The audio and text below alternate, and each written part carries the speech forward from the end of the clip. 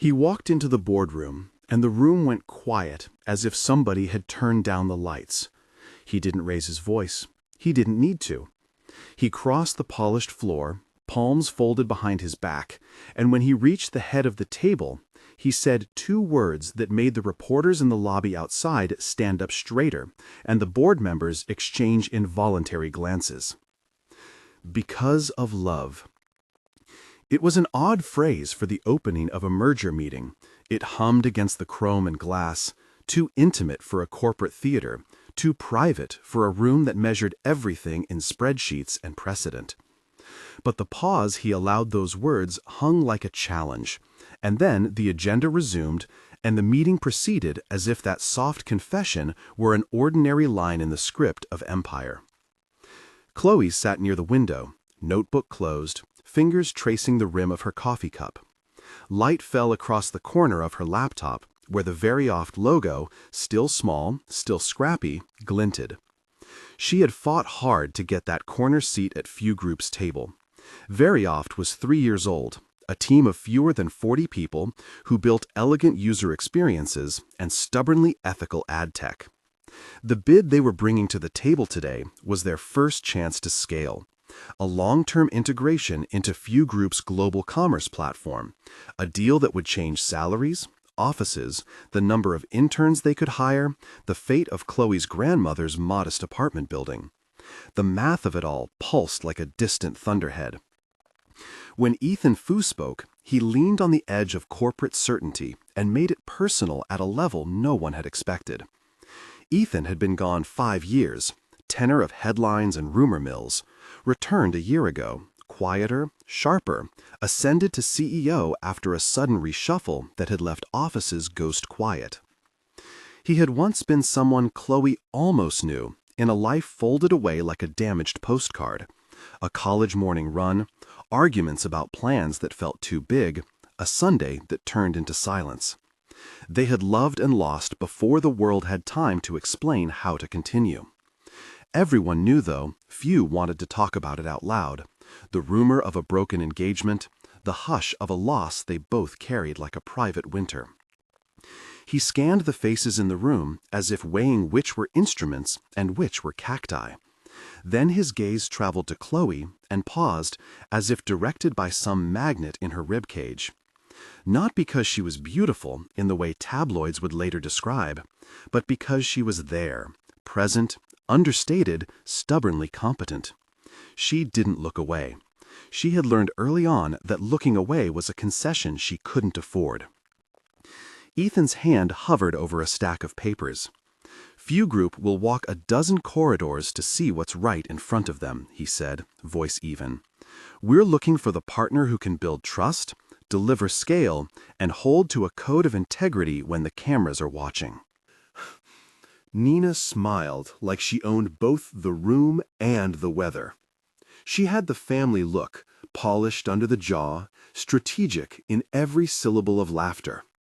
The Yao family and the Fus had tangled histories, Ivy League alliances, charity board overlaps, the kind of marriages that looked like mergers to anyone whose life was arithmetic. Nina's company had pedigree, glossy clients, and a founder's pedigree that included a grandfather portrait on the few walls that mattered. She tipped her chin. It's a privilege to be considered, of course, but Few Group should remember that pedigree means something in markets where relationships open doors. Chloe watched him watch Nina. It made her stomach lurch in the old, private way, like a bruise you don't show. 5 years ago, in another city, she had left Ethan not because she disliked ambition, but because their ambitions had become minesfielded by grief.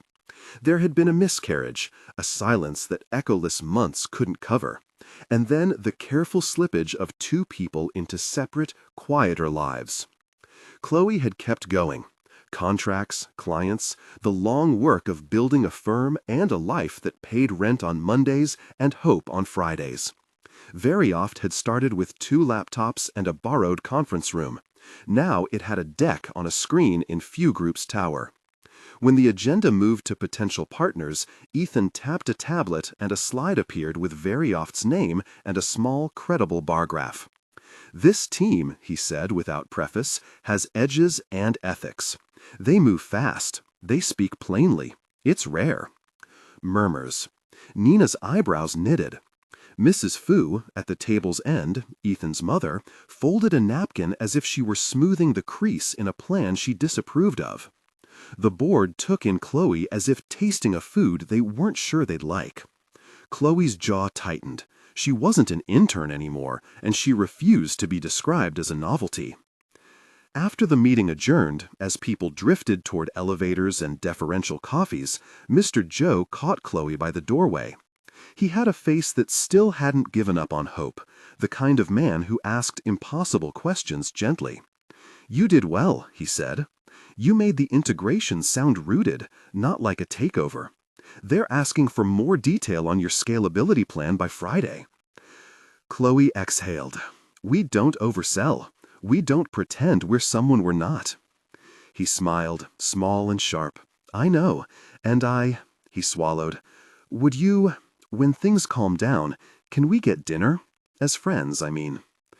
It was the polite unspooling of a confession. Chloe appreciated Joe. He had been a steady presence since the startup days. A CFO by training who cooked on weekends and listened like he was practicing for something. She liked him as a friend. She rested a hand on his arm to steady the sudden tilt of feeling. "Dinner would be nice, Joe, but I can't promise I'll be calm."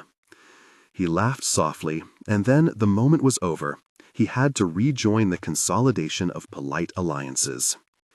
Chloe took the elevator down through floors that held 1,000 different versions of success. At street level, the city hummed, indifferent.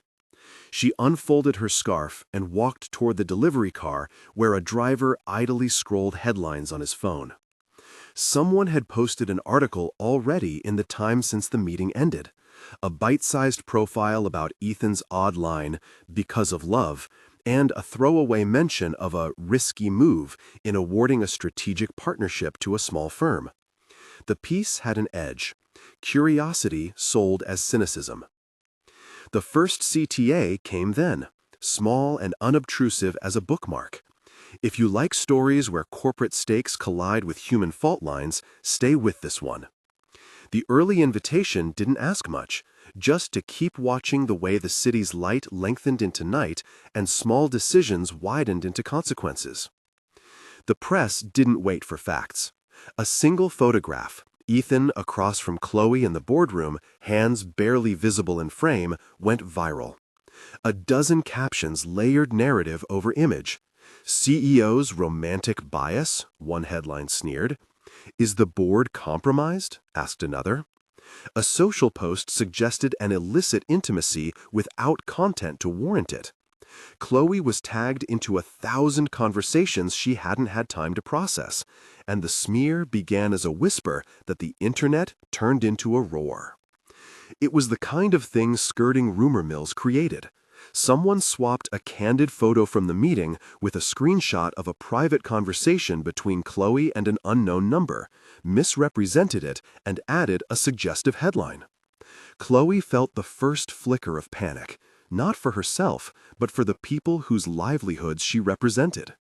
Verioft's payroll depended on this bid being seen as merited, not salvaged by sentiment. Her grandmother's rent and the health of the small apartment building she maintained were suddenly on the other end of a trending hashtag. Chloe's phone buzzed with a single message from her grandmother before the first wave of comments arrived. "Are you eating? Aren't you at the big meeting?" The message was the rhythm of ordinary life that kept her grounded. To respond, she thumbed a short reply. "Yes, I ate. I'm okay. Love you." The reply came back. "Good. Be careful." There was history behind that care. The grandmother, the woman who had raised Chloe after parents who worked double shifts, kept a porcelain doll tucked in the cabinet in the living room. The doll had a crack along its cheek from a fall years ago. Chloe would sometimes find herself tracing that crack with a finger when she was thinking, as though the tiny flaw reminded her that beauty could be scabbed and still whole. That porcelain doll found its way into the narrative later in ways neither of them would have guessed. Back at the office, Nina planted herself in the center of the gossip like a queen at a banquet. "You should be careful," she said to Chloe, with a sweetness like a scalpel. People will talk, especially in a partnership this size. Bare your heart too much and people forget the numbers. Chloe wanted to say that her heart wasn't the bargaining chip here, but she swallowed it. "We have numbers," she said instead. "We have deliverables. We have customers who trust us. I expect the partnership to be evaluated on those points." Nina smiled, too buoyant to be entirely sincere. "Of course, we'll let the market decide." But market decisions are not immune to rumor. Within 24 hours, the smear had metastasized. A thread implied Chloe had used influence to get to this meeting. A branded influencer with thousands of followers suggested a talking point. What happens when CEOs prefer charm over competence? Chloe's feed filled with commentary that misunderstood perseverance for desperation. People who had never met her offered moral verdicts. Chloe's team texted frantic questions. Should we respond? Should we issue a statement? Chloe's first instinct was to keep working. Verioft's code would speak for them if it had time to breathe. She sent refined technical specs to Ethan's office, a precision of lines and projections she believed in. She logged late into the night, white text against black screens, the ward of a rising company. Her hands were steady, even when her chest wasn't. Dillum resurfaced like a scratched disc in all of this.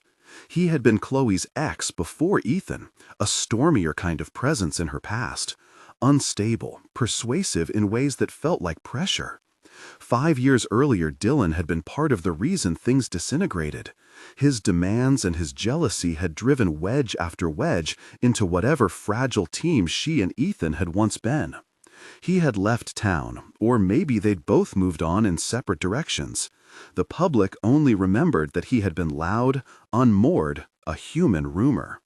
Now, someone set a short clip alive on the web, claiming to be Dylan, in a bar, voice slurred, making accusations about Chloe and the CEO. The clip was nothing but volume and assertion. Insinuations that Chloe had traded intimacy for influence, an accusation that stung because it required no evidence. Chloe stared at the clip until her eyes felt raw. It was anonymous, likely orchestrated. But it landed where rumors land, in the rooms where people who could make or break a deal lounged over lunch. The clip gave Nina and her circle a foothold. It made for easy dinner table gossip among the board families. When Mr. Joe called to ask whether Chloe wanted him to contact a PR consultant, she declined. She had no time for damage control theater. "We do the work," she told him. "We deliver the product. Truth has a habit of eventually liking evidence. Let it do its job." Ethan's texts came slowly at first, brief and contained, then threaded with an intensity he rarely allowed himself to wear in public. He wrote, "Are you okay? We can release a statement." Or, "I can speak for you." Chloe deleted that message and typed a different answer. "Thanks, but I need this to be our case, not yours. I can't have your company stepping in and making it about us. Keep it legal if at all possible." That was the moment when he did something quieter instead of louder. He began to watch. Ethan reviewed security logs with a forensic patience that had nothing to do with sentimentality. In the weeks since his return, he had learned the architecture of a global company in a way that was surgical. How to read a traffic log, how to follow a breadcrumb trail across servers and feeds. For reasons he didn't confess to colleagues, he became intent on sifting through the smear for fingerprints. He hired a small team from the legal department who owed him favors and told them to follow digital footprints. He stored everything in a folder with a bland name. He didn't tell Chloe. He watched, both to protect his judgment and to avoid the kind of power play that would degrade the merit he swore he'd preserve. Chloe found it harder to keep walking through the days. Her grandmother's neighbor called to say the mailman had whispered things about Chloe's name, and Mrs. Fu had called the apartment board to ask about character references for the building. Little humiliations landed on her like rain, made colder by the metallic ping of notification sounds. Once, she had to reopen the door to the bakery where she kept buying the same loaf, and the clerk lowered his voice and said, "Are you the one with the few group thing? People are talking." She kept reminding herself what she taught interns. Always bring the data. Be accountable. Never let emotion obscure the deliverable. So she drafted a follow-up deck for the integration, tightened margins, and walked the team through contingency plans for reputational risk, traffic spikes, and compliance. When Gina, her lead engineer, complained that morale was fraying, Chloe organized an all-hands and spoke plainly. "Rumors are a risk," she said. "We're not here to fight noise. We're here to deliver clarity. Focus on the users. We'll let our code do most of the talking." And yet, there was a different kind of pressure gathering beyond the office. Someone slipped into Chloe's grandmother's mailbox a pamphlet with a headline about corporate scandals uncovered. It wasn't overt, but it implied that the grandmother's small building was somehow connected to an impropriety. The mailman looked sideways when he delivered the pamphlet. A neighbor mentioned it in passing. An old friend of the grandmother's, who had always admired Chloe's tenacity, asked in a tremble whether the girl would be safe in that neighborhood now. The smear, invisible but dense, had appetite for more. Rumor, like a hungry animal, wanted another meal. Then the animal was fed. It began with a team dinner at a hotel near the Few Group Tower. Chloe had insisted on it herself, a small, controlled event to talk integration timelines and to humanize their rapidly stressed team. Meetings had bled into evenings for weeks. Everyone needed to breathe. They booked a private room, ordered food, and took time to talk about how the system would serve moms learning to sell online, not the headlines. Halfway through the meal, a server apologized and said someone had mistaken an order in the kitchen. Chloe had been offered a small glass of a chilled herbal infusion to soothe the late-night nerves. She took it gratefully. She trusted the setting. A conversation stirred across the table. Joe was telling a story about a past startup pitch that had gone spectacularly wrong. Chloe laughed and set the glass down. The room felt steady and ordinary. She didn't register the aftertaste until she stood to give a clarification about an API endpoint and found the world lurching like a ship forgetting its ballast. She remembered the floor moving. She remembered hands in front of her face that belonged to coworkers. Then black. When she came back to herself, it was in the hospital, fluorescent lights humming with a tired benevolence. Her head hurt like she'd swallowed winter. There was a pleated bandage on one wrist and a thin line of dried salt at the edge of one lip. Earphones hummed a soft IV pump beat. The night was a blur of white rectangles. Nurses, a clipboard, the polite flapping of paper as a man in a suit asked questions. Ethan sat in the chair beside her bed like he had walked through the door and decided to stay. His coat was draped across the back of the chair, sleeves neat. He hadn't looked at the reporters who were starting their night shift on Outrage. He wasn't on his phone. He had a pale bruise of sleeplessness under his eyes like a private debt. Chloe blinked at him, disoriented at the intimacy. She started, then almost laughed because the details were too strange. "What are you doing here?" He closed his hands around a paper cup of coffee and set it on the bedside stand as if it were a serious present. He didn't smile. "You disappeared at the hotel," he said, measured. "You were taken to the ER. He stopped, and the sentence folded into something that meant more and less. "You're lucky it's not worse." She tried to sit up, and the world tilt-jawed to remind her it was still fragile. A nurse reached to smooth the covers. "Take it slow," the nurse said. "You took something. We ran tests." A camera in Chloe's memory flashed a fragment. Someone shadowing the corridor. A shoe. A hand. A tilt of a head. She couldn't tell if it had been perception or something else. She thought of Dylan and the bar clip. She thought of Nina's smile. She thought of the pamphlet in her grandmother's mailbox. All of it felt like a pattern stitched in haste by hands whose fingers were intent on making a story overnight. Ethan's jaw tightened. "We have footage from the hotel entrance," he said. "Somebody followed you. Security flagged it when I asked them to look. His words were brisk, but there was an edge in the way he spoke that didn't mask the direction his attention had always favored when it suited him, toward her. Chloe's first reaction was icy. Don't make me your cause. Don't let this be about you saving me because we've had history. Let this be about facts. She said it aloud.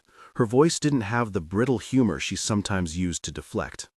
I don't want your company stepping in to save me. I don't need to be rescued.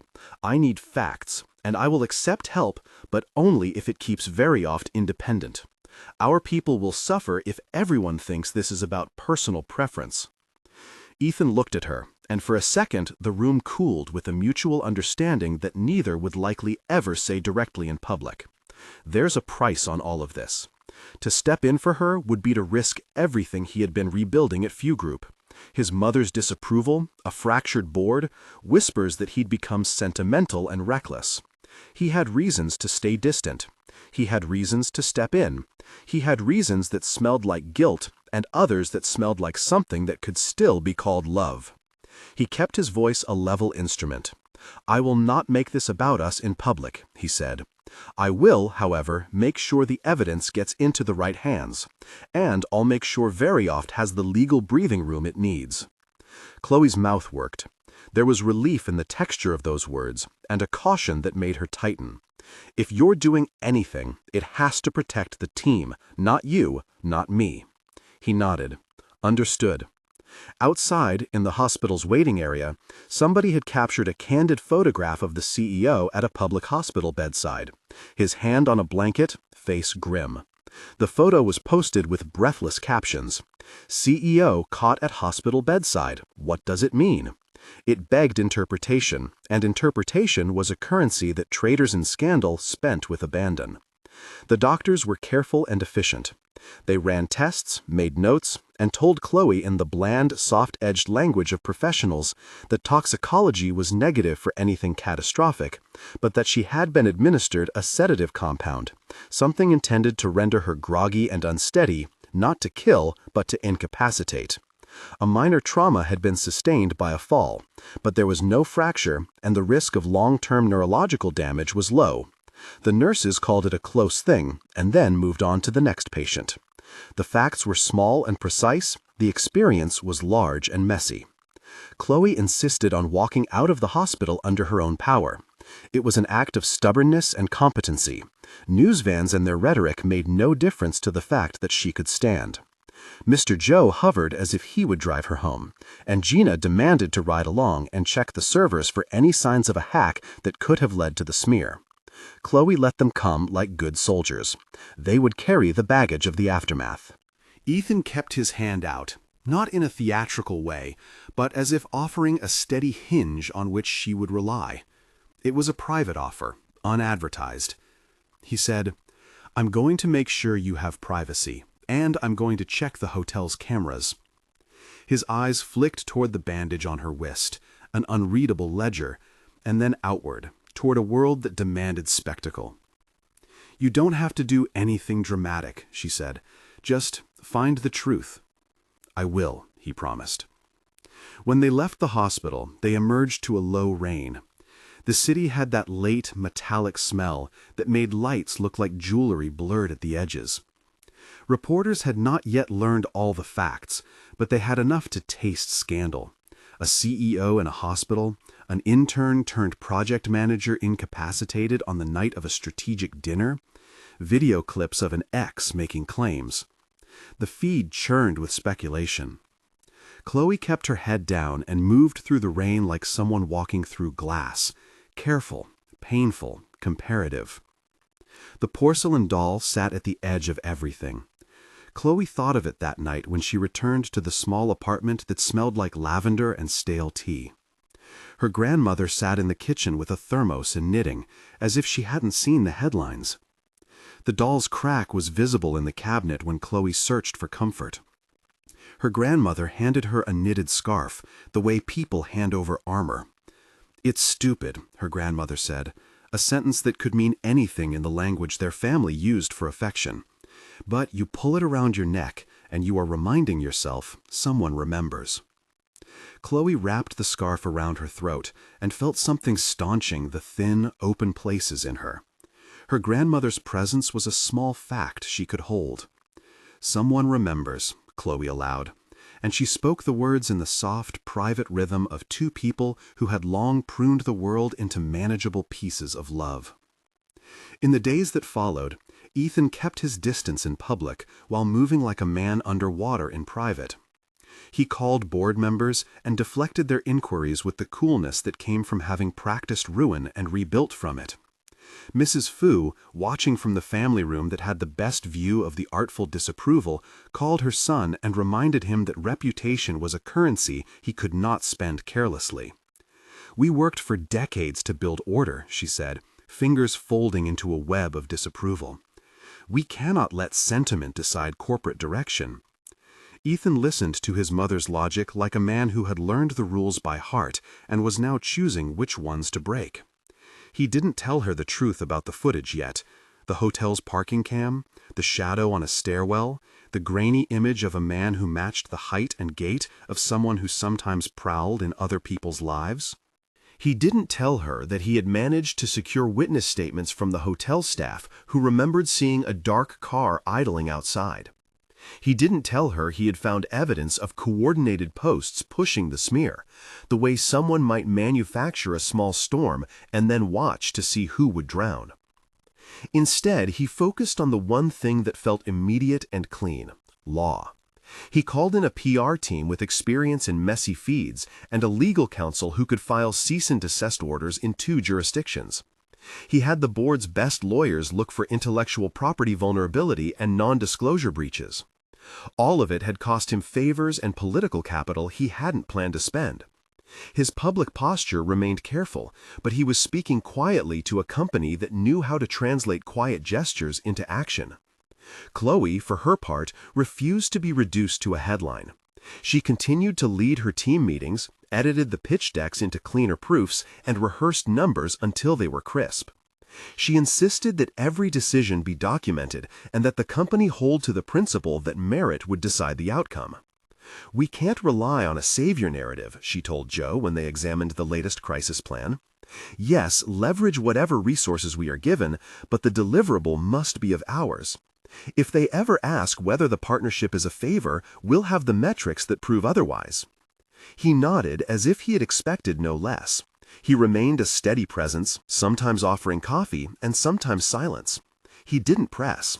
He had seen her in the hospital and recognized, perhaps with the clarity of someone who had once been intimately close to the edges of a life, that protection could not be the axis of their future. It had to be partnership, messy and unequal though it might be. There were moments when the old language returned between them. Short gestures that meant everything, a hand covering another's in a crowded room, a shared recognition when a particular phrase ended in the same way for both of them. He would sometimes say something small, and she would hear it and wonder at the history between them. She didn't let herself fold back into the old story. She had too much at stake. But it was impossible not to notice that he kept showing up, often where she was, always careful to keep the public and private separate. One night, after another day of press and another legal filing, Chloe found an envelope on her desk. Inside was a single photograph, the grainy still from the hotel camera of a shadowed figure in the stairwell. Someone had circled a shoe and written a date. On the back, in unfamiliar handwriting, a single line: "We can help." No signature, no return address. Her skin crawled with the sensation of being watched, cataloged, read. There was a note of gratitude for the help implied in the gesture, but it was underscored with a menacing intimacy, an invitation disguised as support. Chloe thought of the dark car idling outside the hotel, and the pamphlet in her grandmother's mailbox, and the clip of Dylan at the bar. She threaded each fact like beads on a wire. Someone had been trying to arrange the story of her ruin, one fabricated hint at a time. Ethan's team delivered more. The hotel's footage showed an angle of a man who matched Dylan's past mugshot, but it was grainy, not enough for a conviction, but enough for a string of questions. A new set of posts coordinated across accounts had been traced to an IP cluster they suspected belonged to a reputation management firm that sold smear campaigns as a service. Nina's company, conveniently, had hired such a firm last quarter for a crisis that had since been resolved. The possibility of connection loomed. The more Ethan dug, the more the neat lines of corporate rivalry blurred into a map of relationships that smelled of old family feuds and new political maneuvers. The board, when called, wanted order. Some members urged caution in public statements, others were more raw. "We can't be seen to be rewarding sentiment," one said. "If we move the deal to Varioft because of an emotional entanglement, it sets a precedent." Ethan listened and thought of the work that lay before him. To give the deal away lightly would be to reduce Chloe to a beneficiary of charm. To deny her the partnership when she had earned it would be to punish merit because people liked to believe in tidy narratives. He understood the cost of either choice. He mentally tallied the currencies he would have to spend: his mother's approval, the board's faith, the rumor's ease. None of them were small. The days condensed into a rhythm of small violences: an op-ed here, a private inquiry there, a call from a journalist wanting a quote about the CEO's strange behavior. Chloe's phone became a harried throng of messages: support from loyal clients and the occasional contemptuous barb from strangers. Her grandmother called less. The old woman was trying to shield Chloe like a weathered sail. The porcelain doll caught dust on its shelf, a small witness to the slow rearrangement of their lives. Then the judicial machinery, calm, bureaucratic, and dry, began to click into place. A legal team requested footage. Hospital records were sealed. Someone put a temporary restraining order in motion against the accounts posting the smear. The press and the Internet, however, were not satisfied with process. They wanted conviction and a narrative arc that satisfied both curiosity and outrage. Headlines demanded drama. People tasted drama and came back for more. Chloe and Ethan began to form a tacit alliance. Not a romantic collusion staged for tabloids, but a shared ledger of facts and decisions. Ethan would push for legal recourse and protect the digital trail.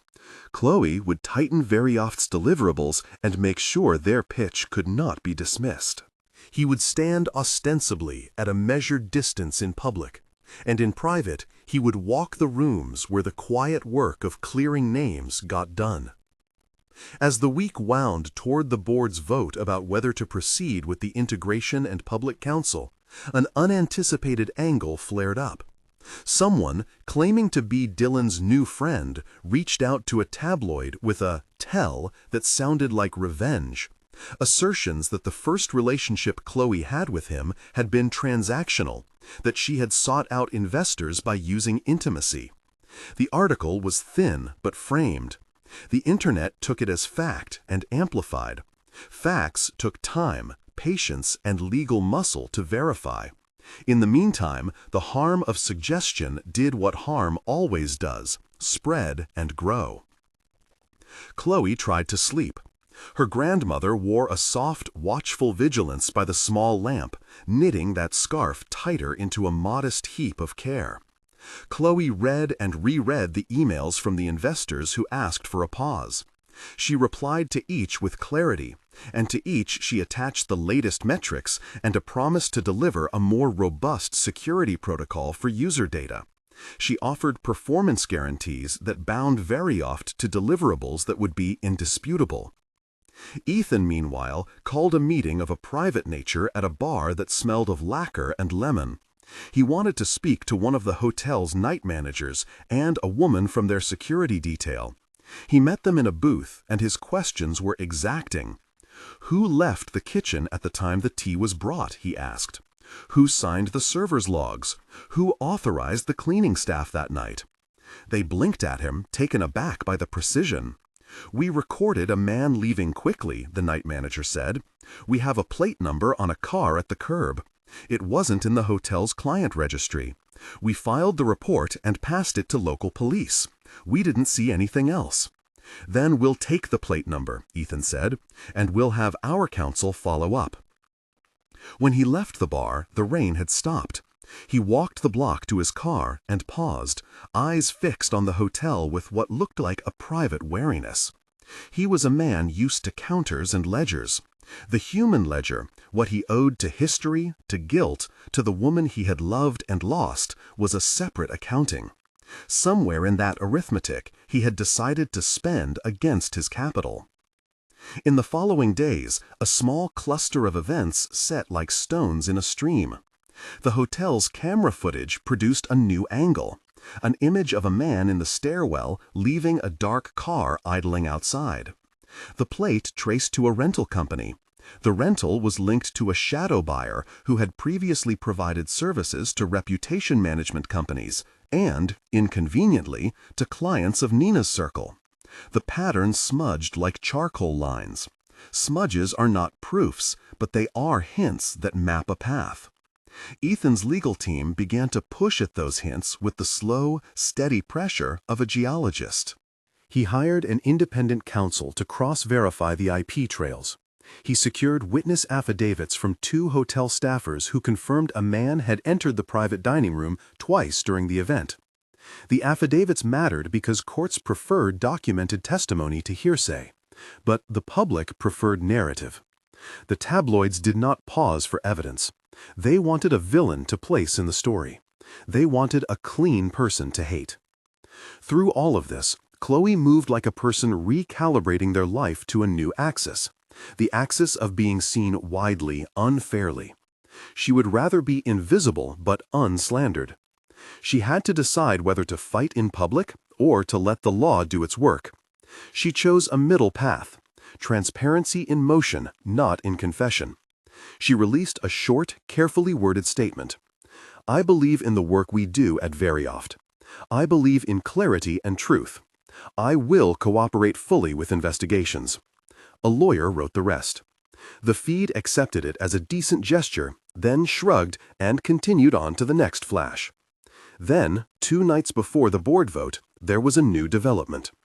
Chloe arrived at the office to find a white envelope on her desk, the kind of old-fashioned stationery that reads like a deliberate personal touch.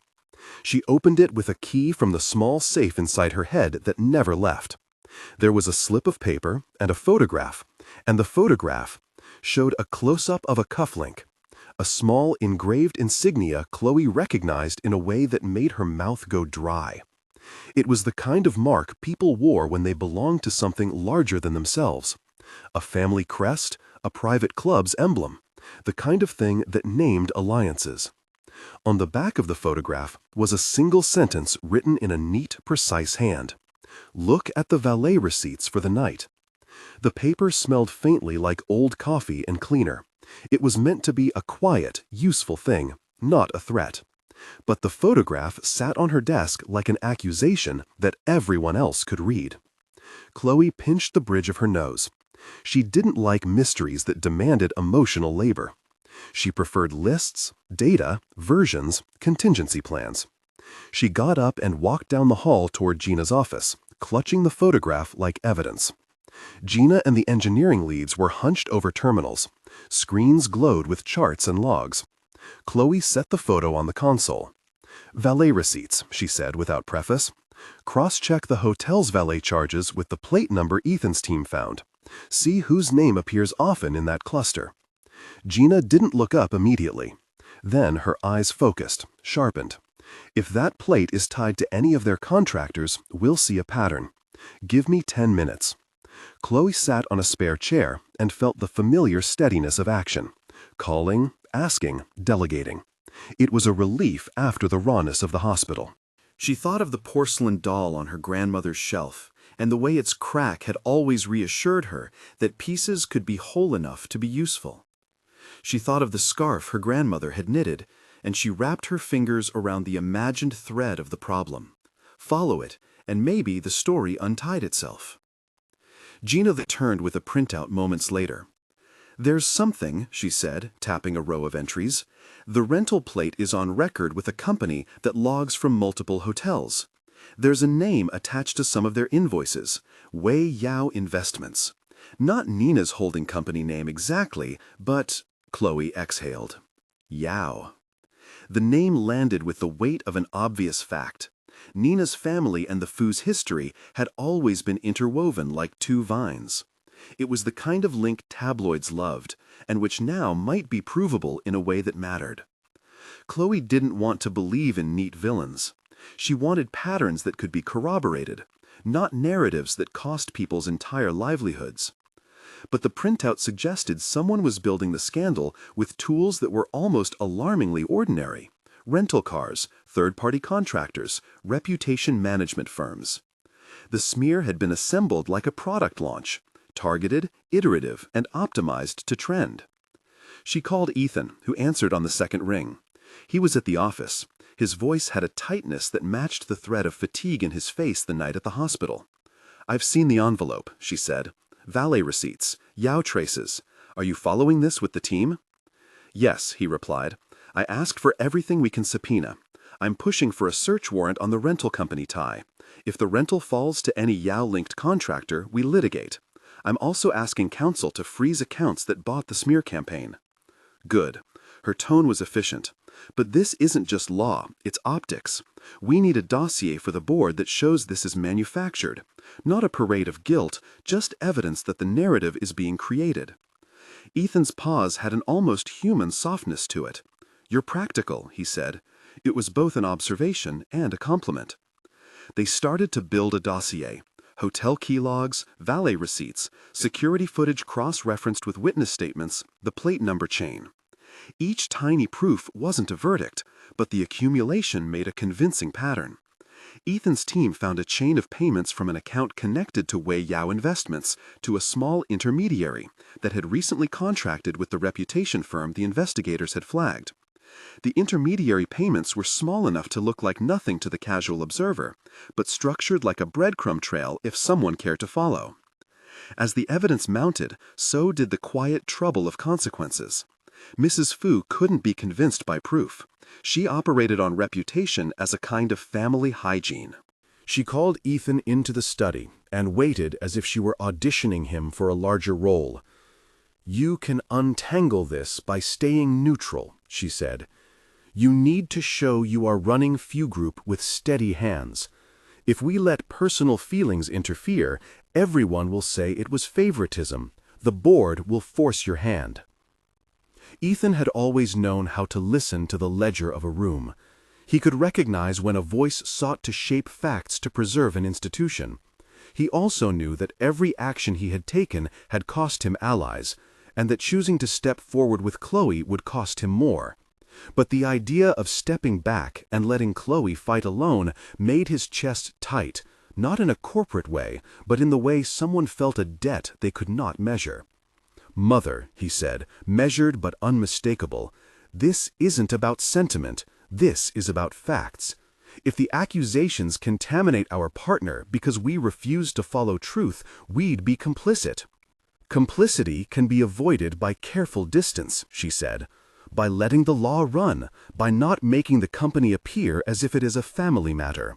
"Letting the law run means taking time," he answered, "time we might not have." Their exchange ended as arguments between generations often did, an efficient, cool reversion to positions neither convinced the other of.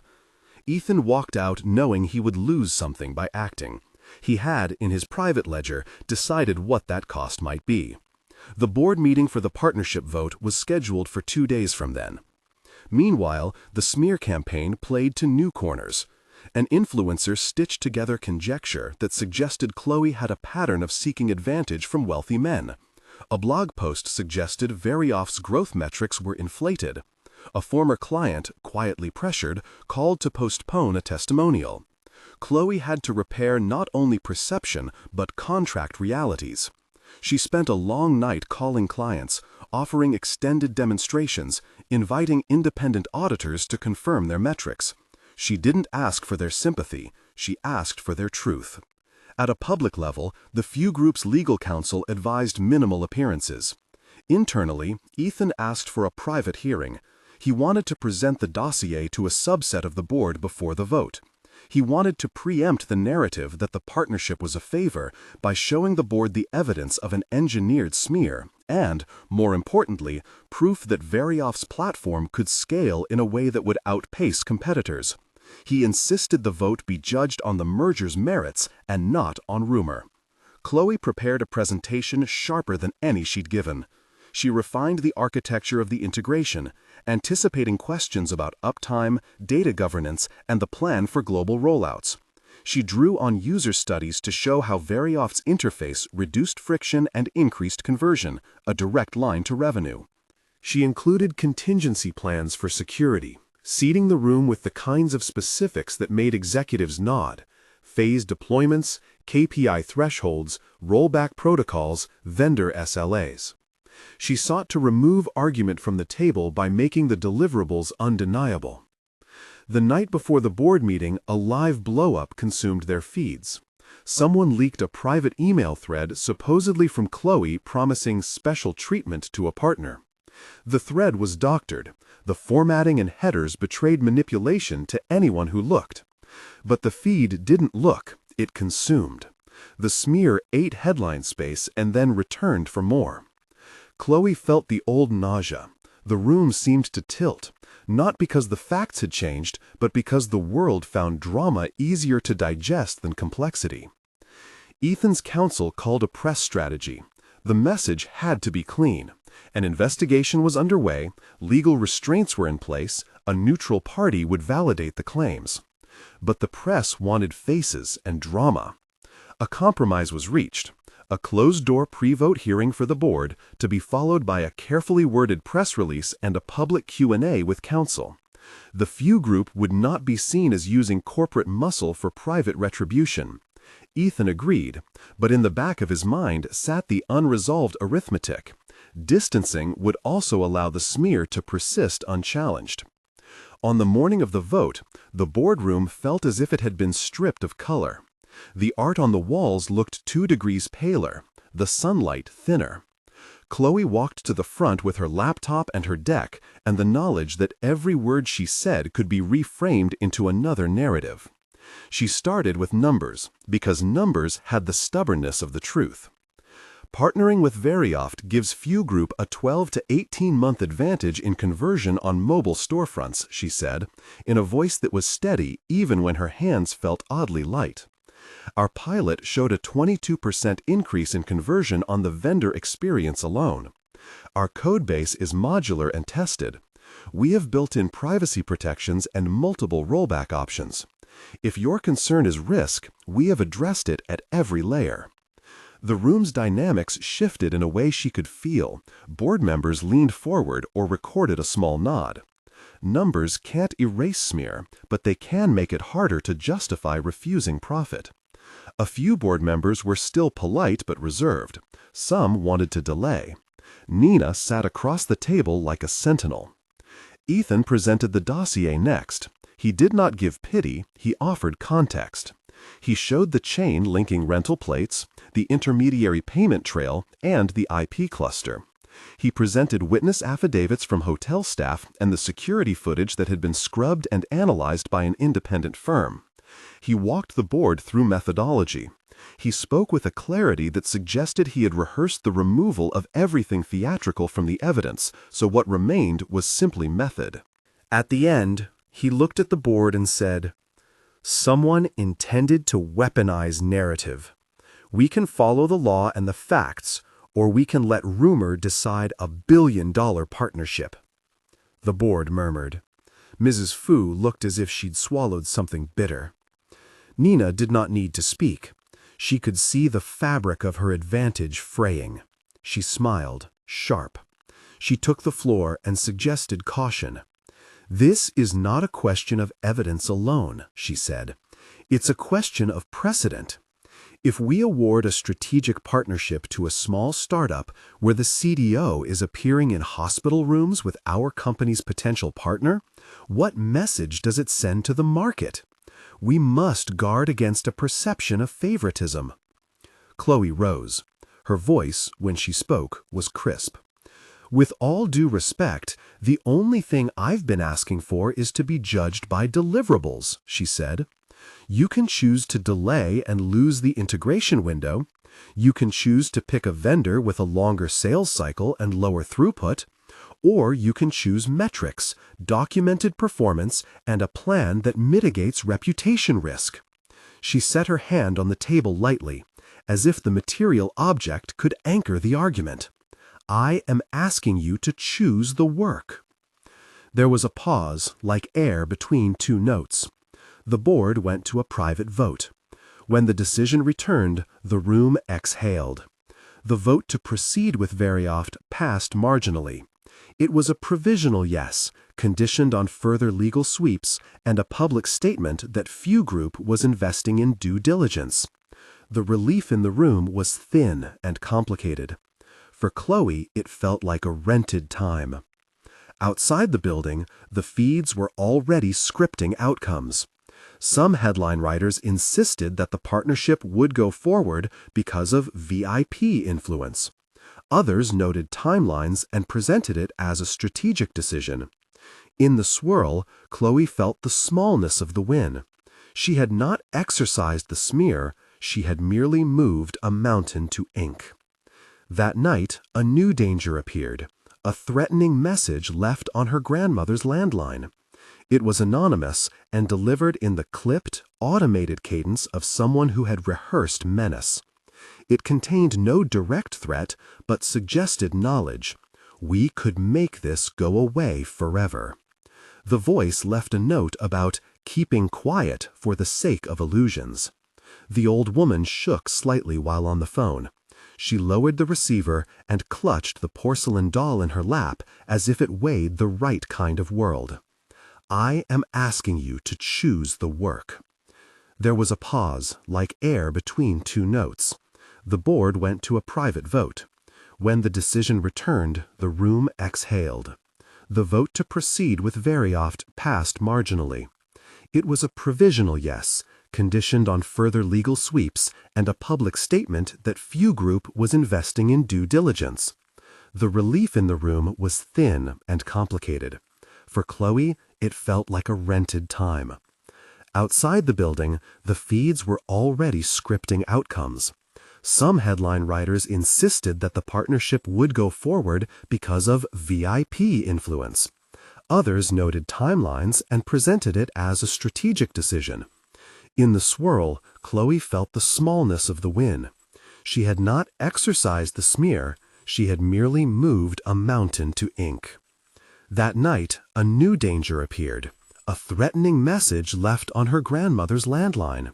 It was anonymous and delivered in the clipped, automated cadence of someone who had rehearsed menace. It contained no direct threat, but suggested knowledge. We could make this go away forever. The voice left a note about keeping quiet for the sake of illusions. The old woman shook slightly while on the phone. She lowered the receiver and clutched the porcelain doll in her lap as if it weighed the right kind of world. Chloe's hands were steady when she spoke to the local police. She brought in the note, the photograph of the cufflink, and the hotel footage. The police took reports with their procedural calm. It was the kind of record that mattered in court and in a court of public opinion. The immediate physical threat was mitigated by police patrols and the installation of a surveillance light at the apartment entrance. Chloe paid for extra locks and a monitored alarm service. She felt like every bolt was a small statement. We will not be pushed around. Ethan watched these developments and made decisions that continued to astonish those who had only ever measured him by resume lines. He didn't come to the board to be theatrical. He came with a plan that would break him in ways his mother could not forgive. He proposed to the board a different arrangement. Instead of a straight vendor agreement that would leave Few Group as the dominant party and Verioft as an absorbed supplier, he proposed creating a joint venture, a separate entity governed by a small board that included independent directors tasked with executing the global integration. The important clause, one that everyone turned to when their eyes found the fine print, would give the joint venture an operational CEO separate from Few Group's management. He proposed Chloe as that CEO. The room sat up in the way a crowd does when it hears an unexpected word in a script. He could have simply extended the deal in a way that gave Few Group control. Instead, he made the deal a bet on Chloe's competence plus an apparatus designed to protect the project from being trivialized as a personal favor. The joint venture structure would place the operational responsibility in her hands, obligate performance-based metrics, and insulate the governments through an independent oversight committee that included a neutral auditor. "But that's extraordinary," one board member said.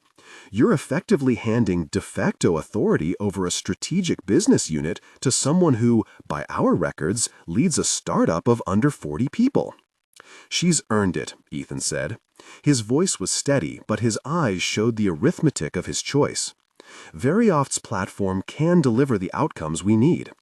If you want to avoid claims of favoritism, structure the partnership so it can't be reduced to me. Let independent governance and metrics determine success. If she delivers, Few Group benefits. If she fails, the market will cut the loss. But I won't let governance be used to hide an unfair narrative about merit." He was trading his power for a different accountability. The move meant Mrs. Fu's hand that had favored corporate rigidity would now have to negotiate an arrangement that limited her reach. It also meant Ethan's name would be associated in the press with a choice that looked, in the shallow spin, like personal preference. The family would not be happy. Mrs. Fu arrived at the board's private deliberations that afternoon, flanked by family allies. She had imagined a different conversation, one in which her son kept the company steady by refraining from dramatic gestures. She had not planned for this structural alternative. "You don't play with family assets," she said, as if the words were facts of nature. "You don't hand them away for the sake of comfort." He looked at her with a clarity that suggested he'd run the numbers and decided which losses were acceptable. "This is not comfort," he said. "It's an organizational risk allocation. It makes the deal cleaner, more defensible, and places operational accountability where it should be. If we're concerned about perception, this is the way to manage it: independent measurement and governance." She did not relent, but the board required a vote. It passed with a majority that left a scuff of injury on some members' faces. There were grumblings about precedent and governance and family loyalty. Ethan understood the noise that might follow. He had chosen to spend his political capital and knew which accounts would be debited. Word of the joint venture leaked. The press had a field day. CEO awards startup leadership. Critics said nepotism. Others said bravery. The smear's engine sputtered in some outlets because the story had shifted shape. It no longer fit neat categories. Chloe, for her part, found she had gained something she had not asked for: a formal seat at a decision-making table in which her competence could be measured, not speculated. But the victory had consequences beyond headlines. Mrs. Fu withdrew financial favors from a charitable foundation that shared board members with Few Group. She called investors and questioned government's choices, stoking the anxious worry of institutional risk. The Fu's family social circle narrowed. Power movements among the board suggested committee reshuffles. Ethan faced a motion of censure from a group of shareholders furious at what they saw as managerial recklessness. He accepted the friction as a realistic cost. The smear was, however, not gone. Nina, faced with the quick collapse of a manipulated public story, doubled down in subtler ways. She denied involvement and accused Ethan of using corporate muscle. But investigators, pushing through the intermediary payments and IP traces, tied the reputation firm's contracts to a brokerage that had worked directly with Wei Yao investment channels. Emails surfaced, carefully redacted by counsel, that suggested discussions about market positioning and narrative optimization. Those corporate euphemisms translated badly in court. Then came an unanticipated turn. The investigation found that Dylan had been paid, in small sums, by an intermediary linked to the smear campaign. He had not been the architect. He had been a pawn, tempted with money and manipulated by an old acquaintance who promised him a role in a campaign to expose a supposed fraud. The revelation was a different kind of heartbreak. Dylan's voice, when he was found to speak to the police, was raw with embarrassment. He had been used and discarded. He had not intended harm so much as a short escape from the boredom of life and the nagging resentment against those who'd moved on. Chloe felt an odd, unhelpful mixture of anger and pity toward Dylan. He had been part of a previous chapter of her life. He was someone who moved in and out of pain without understanding the damage his small choices caused. She told the police everything she knew, not as a revenge tactic, but as a ledger of truth. Dylan's statements aided the case against the reputation firm because his payment records intersected with the intermediary payments discovered by Ethan's counsel. The trail led back to a consultant who'd arranged a set of theatrical operations that made private claims public for profit. It was a corporate sleight of hand that had been rented out as a service. Nina, however, continued to deny intentional involvement. Her company had, indeed, contracted the reputation firm the previous quarter, but records showed the engagement had been advisory and unrelated to the smear. The nuance mattered in law, but less so in headlines. The story of a wealthy rival hovering in the wings was too juicy for editors. As legal teams closed in, the smear campaign's architects became cautious. One of the intermediaries, sensing their exposure, tried to settle quietly. They offered to retract posts and to identify the buyers of the campaign in exchange for a confidentiality agreement. Ethan refused an off-the-books arrangement. He wanted public accountability. He wanted the kind of evidence that would not be easily dismissed. The push for public legal action risked truly breaking relationships between families and fracturing board alliances. It also risked opening the company to the scrutiny of outsiders who would comb through caches of emails and internal memos. Ethan made his choice publicly. He authorized the legal team to file civil suits against the intermediaries and to cooperate with criminal investigations. He also asked the board to approve a press release that outlined the measures Few Group had taken to protect Verioft and to indicate the steps toward transparent governance of the joint venture. It was a brave posture in a world where companies often opted for quiet settlements. But Ethan had decided that partial cost would be paid now in exchange for public truth later. The stage was set for the public showdown, a press conference in Few Group's atrium, a place where glass and marble tended to make words look like declarations. Lawyers filled the front row with clipped faces. Reporters lined up with cameras, their lights like small suns. Chloe and Ethan stood at a short distance from each other, not touching in public, but not entirely separate. Ethan spoke first. He laid out the facts in a way that was devoid of theater. The evidence chain, the independent audits, the decision to form a joint venture, and the board's approval for Chloe to lead the initiative as operational CEO. He emphasized governance, independent oversight, and a commitment to transparency. He accepted, without entering into melodrama, that his personal history with Chloe had complicated perception, but he insisted that the arrangement was built to be accountable. "And let me be clear," he said, and the cameras tilted inch by careful inch. "This is not a gift. This is not an act of preference.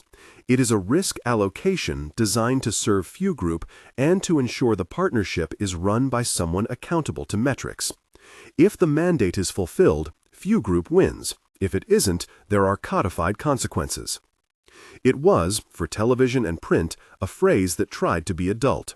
The press pivoted from gossip to analysis. Chloe, when she spoke, did not offer an apology or a valentine. She offered a roadmap. "I won't waste anyone's time," she said. "Here's what we'll deliver in the first 90 days. Phased integration across 3 major markets, measurable KPIs for conversion and retention, and a transparent quarterly audit that will be published for partners. I understand scrutiny comes with scale. I welcome it. We ask for the chance to be judged by what we do, not by what others say." The Q&A was clinical. Reporters asked whether the partnership was born of favoritism. They asked why the fuse would put someone with Chloe's history in charge. They asked whether personal ties compromised corporate integrity.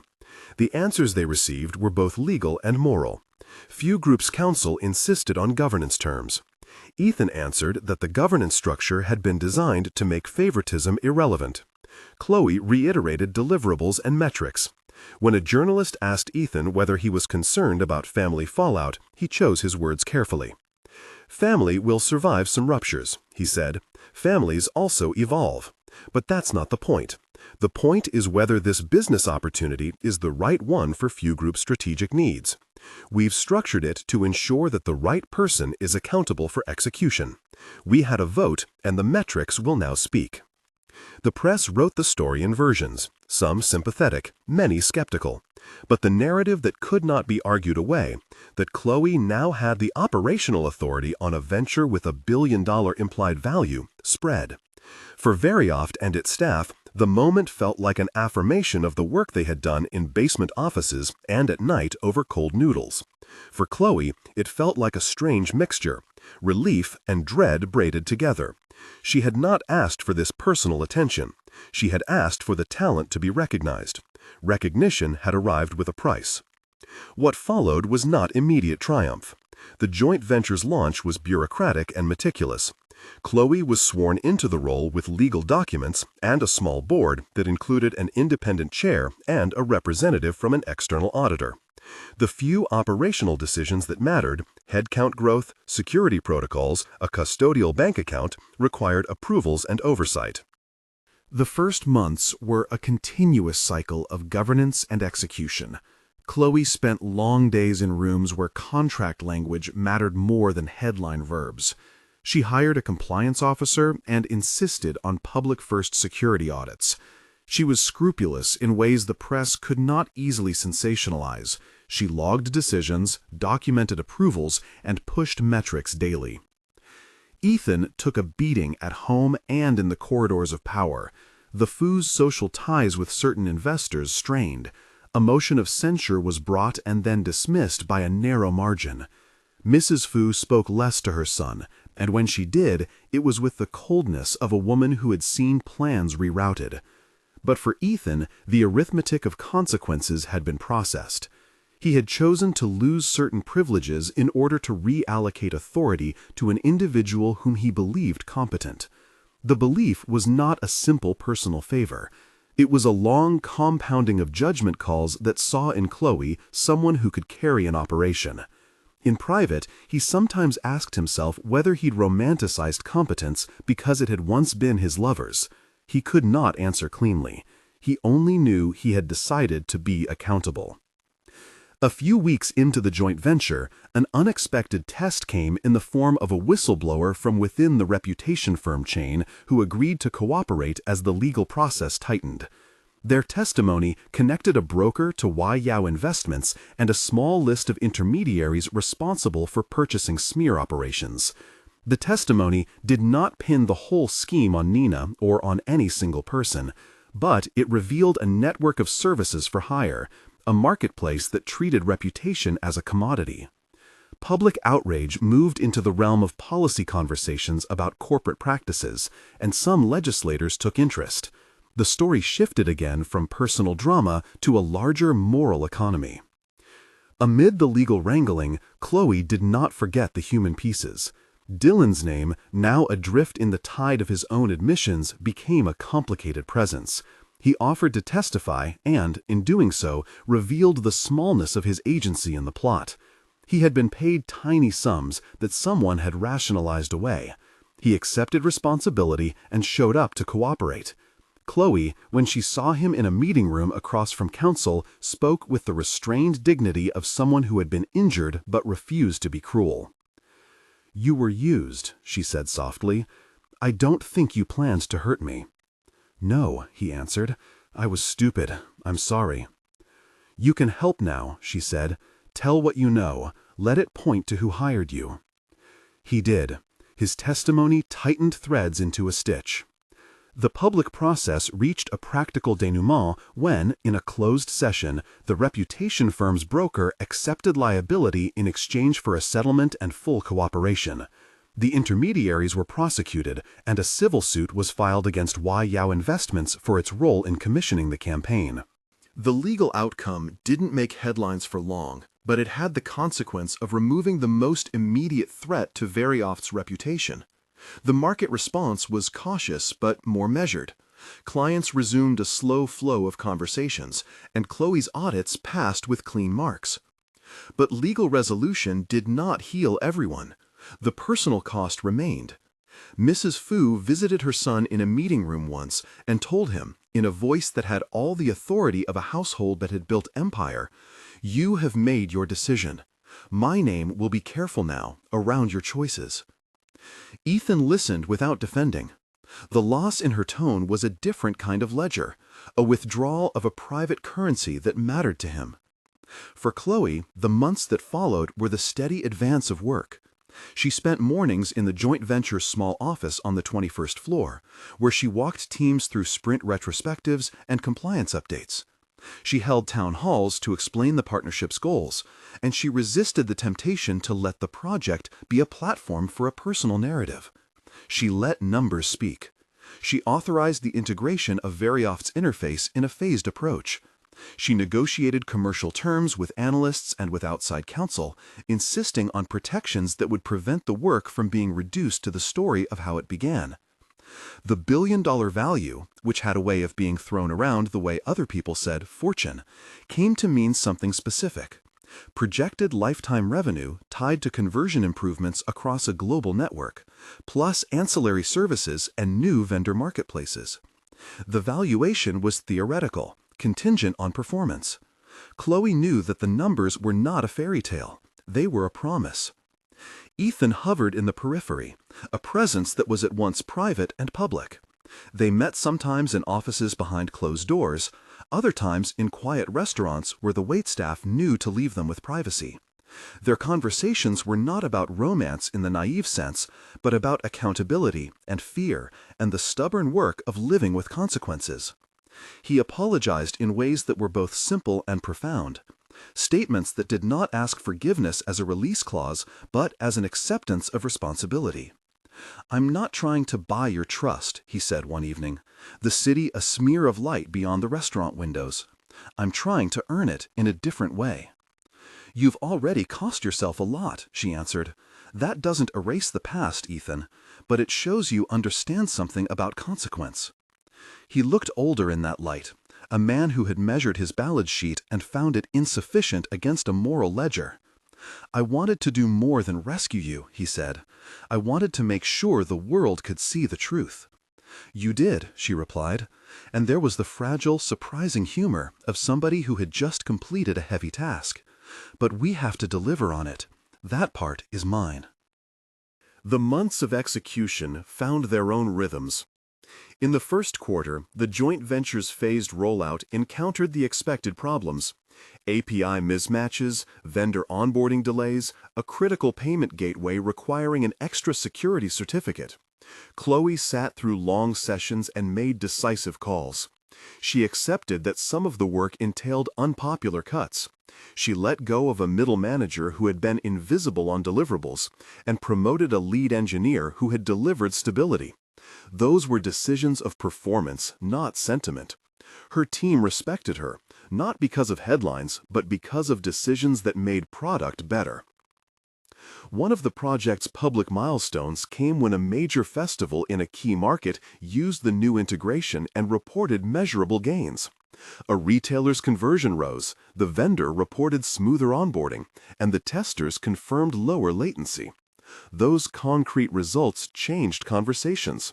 Investors who had been nervous now talked about robustness, not scandal.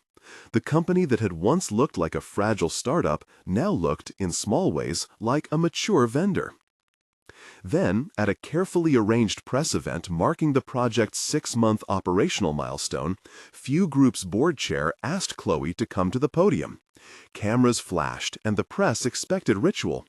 She stepped up and spoke not about the romance that had once been whispered, but about work. "This partnership is a model of accountability," she said. "We designed a governance structure that made success measurable and independent.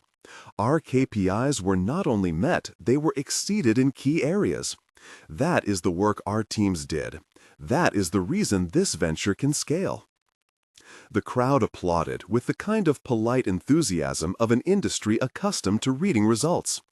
After the press event, a journalist asked a question about Ethan.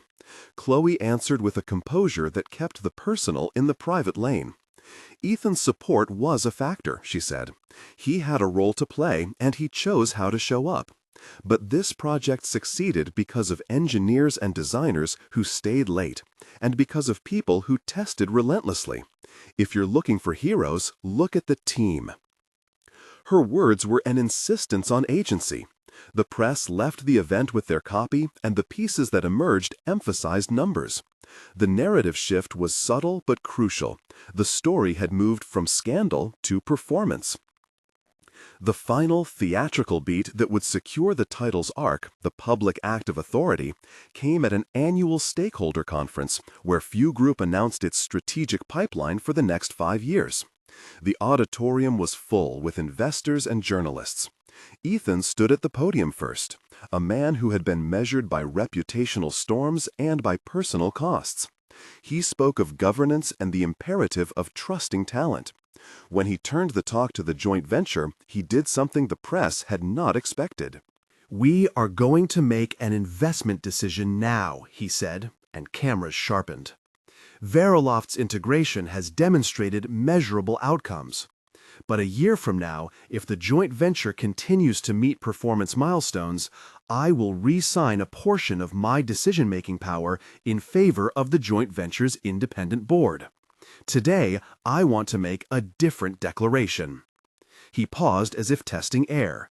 Then he said plainly, "I am awarding the joint venture an expanded mandate, control over the global commerce integration schedule, and a budget increase that brings the project to a scale of deployment we had previously only discussed in hypothetical terms."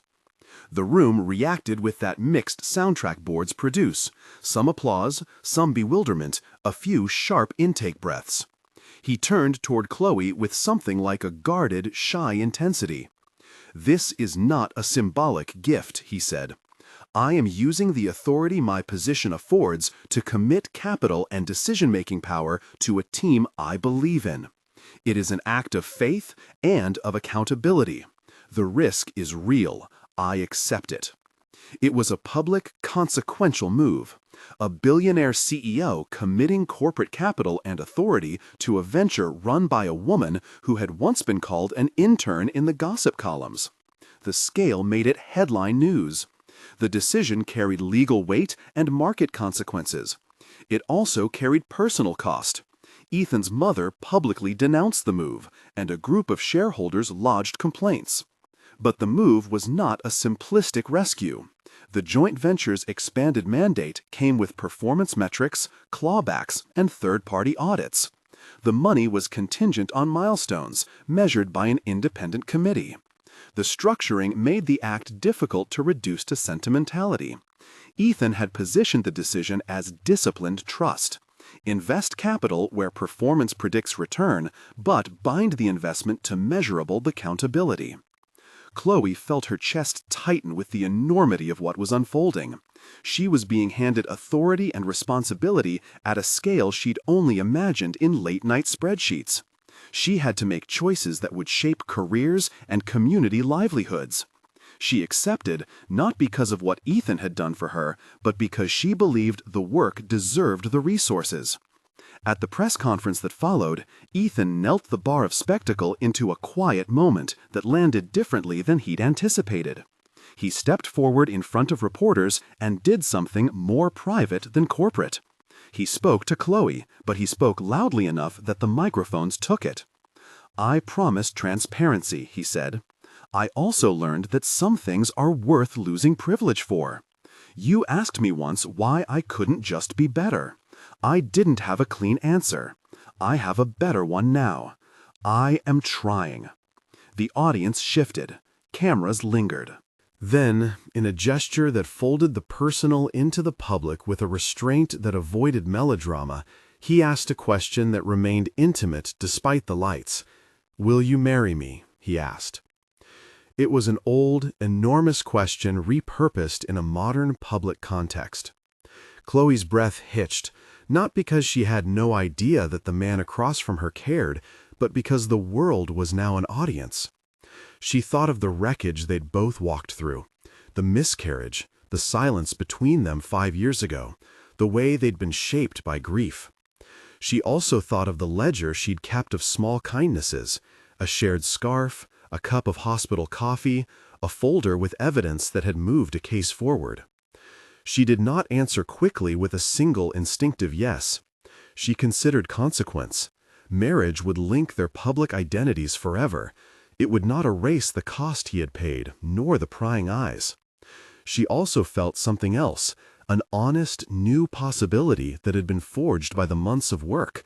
They had, once again, learned how to be accountable to each other and to a world that demanded that their decisions be visible and costly. She said, and paused in the way a person might before signing an important document. Then she smiled, half mischief and half relief.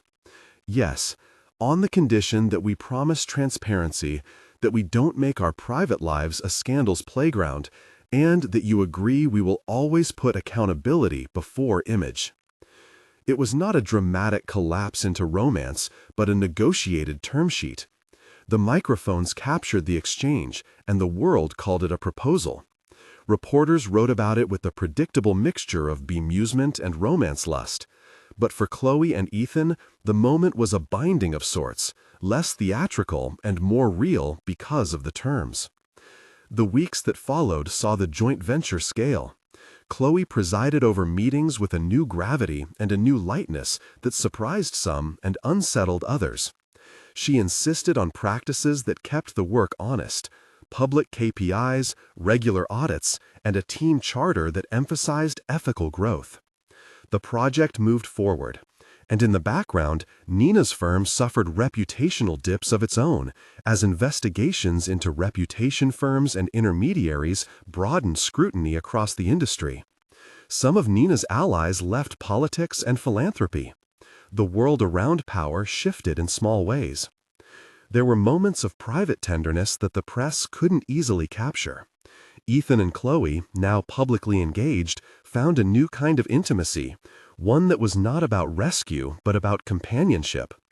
They had dinners where they argued about hiring decisions. They had afternoons where they sat in the joint venture's small kitchen and drank coffee like two people with a long memory. He sometimes touched the edge of the scarf her grandmother had knit and placed it on the back of a conference chair like a talisman. She kept the porcelain doll near her ledger at the office, its crack a small, private constant. When Veryoft reached a full operational milestone, a global rollout that hit the projected revenue thresholds, the market took notice. The joint venture's value, once speculative, began to look like a measurable revenue stream. Fu Group's stock responded cautiously but favorably. Investors who had been critical found the metrics convincing. Most importantly to Chloe, her team was respected for delivering a product that worked at scale and for the integrity of the governance structure that let results dominate opinion. The board that had been so wary had been forced to account for a new reality. When given resources and accountability, someone who had been dismissed as an intern in social slang ran a complex global integration successfully. The word billion had been attached to the venture in headlines and investor memos. In effect, Veryoft's contribution and the joint venture's performance justified the valuation by the revenue streams it unlocked. Chloe had not been given a check and a title to quiet rumors. She had been given operational control and the responsibility to meet demands that would make billions in a long arc. She earned it, and the company that watched her now had the spreadsheets to prove it. As the dust settled, Ethan faced an accounting of personal consequence. He had strained relationships with his mother and some factions of the board. There were shareholders who demanded changes to governance processes and others who applauded his long view. He accepted, publicly and privately, that some stations of his life had been recalibrated. He stood in the new life as a man who had chosen to spend power deliberately. On a late summer evening, after the joint venture had passed its first annual audit, and after the public filings had shown robust compliance with the guarded contingencies, Chloe took a walk with her grandmother. They walked past the bakery and watched a boy sell lemons from a cart. The porcelain doll sat in a window inside the apartment, angled in a way that made the crack catch the light. The grandmother wrapped her hand over Chloe's and said, in a voice that had the salt and sweetness of long survival, "You always were clever. You didn't let them make you small." Chloe smiled. "We didn't do it alone," she said. "There were people who chose to do the right, small things." Her grandmother nodded. "And remember the scarf." The scarf had come to be a small emblem of private care. Chloe wrapped it around her neck, feeling the thread that had knitted more than warmth. It was a domestic, human seam that held together the world they had made, careful and consequential. In public terms, the joint venture's expansion was announced in a sober press release that summarized governance changes, a financial addendum, and the performance metrics that justified the commitment. The words $1 billion appeared in analyst reports and in a celebratory headline from a trade magazine. The narrative arc that had once insisted on scandal had been redirected into numbers and governance and ultimately into the practice of work. Chloe's professional recognition was not packaged as a romantic payoff. It was the result of months of performance, of governance that prevented the decision from being dismissed as favoritism, and of a CEO who chose to put his authority into a structure that required accountability. Ethan's choice had been costly, demonstrably so. He had risked social privilege, family ease, and managerial credibility. But the structure he created meant that the money and responsibility were anchored to performance and third-party oversight, not to his private favor. The closure the press wanted, a neat moral tale of scandal to romance to vindication, never quite fit the shape of their lives. Instead, the conclusion was messier and truer. A woman who had been called an intern earned authority by proving competence. A CEO who had once been silent about his past pain acted in a way that cost him privilege. A family adjusted its borders. A board relearned the awkward calculus of risk. The porcelain doll remained cracked. The scarf stayed on a chair. Those small things were not cinematic props, but real tokens of memory. At a small gathering after the 6-month milestone, Ethan took Chloe's hand in front of their colleagues. It was not a declaration to the world, but a call to the people who had witnessed their work. He had learned, the hard way, that love carried obligation, and that obligation had to be converted into structures that honored both care and competence. "Because of love," he said once, quietly, not as an opening gambit, but as a conclusion. The phrase, which had once sounded like private folly in a boardroom, now read differently. It meant that he had been willing to spend influence in a disciplined way and to be accountable for the price. It meant the move had not been easy nor costless. It meant often small acts over time, not a rescue, but a commitment to be responsible for the consequences of choosing a life with someone. Chloe let the words rest like a kind of final ledger. "Because of love," she said back, and in her tone was the same blend of cautious warmth and professional measure that had carried them through the months. She had been careful to keep the work first. The love had been a part of the calculus, but not the whole of it. The ending was not cinematic fireworks, but a steady scene. Chloe at a table leading a meeting, her scarf folded on the back of her chair like a talisman. Ethan listening from the far side of the room, no theatrical rescuer, just a partner present. The porcelain doll on a shelf in a small office, its crack catching light like a memory held open. The joint ventures dashboard filled with green metrics. Ethan came up behind her and rested his hand on her shoulder, a loop of warmth without demand. "We did it," he said. "Simple."